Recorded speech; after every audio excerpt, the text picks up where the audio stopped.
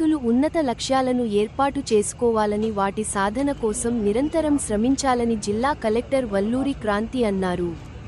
సంగారెడ్డి పట్టణంలోని అంబేద్కర్ స్టేడియం సమీపంలోని శివాజీ నగర్లో ఉన్న షెడ్యూల్ కులాల బాలికల వసతి గృహాన్ని జిల్లా కలెక్టర్ వల్లూరు క్రాంతి శుక్రవారం రాత్రి ఆకస్మిక తనిఖీ నిర్వహించారు.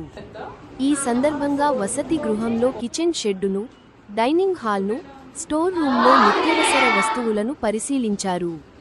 వసతి గృహంలో విద్యార్థులకు నూతన మెనూ ప్రకారం నాణ్యమైన భోజనం అందించాలని సిబ్బందికి సూచించారు. ఈ సందర్భంగా విద్యార్థులతో మాట్లాడి వారి సమస్యలను అడిగి తెలుసుకున్నారు.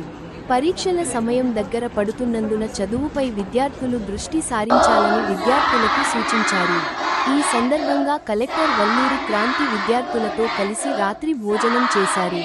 ఈ కార్యక్రమంలో బీసీ సంక్షేమ శాఖ అధికారి జగదీష్, సంబంధిత అధికారులు పాల్గొన్నారు.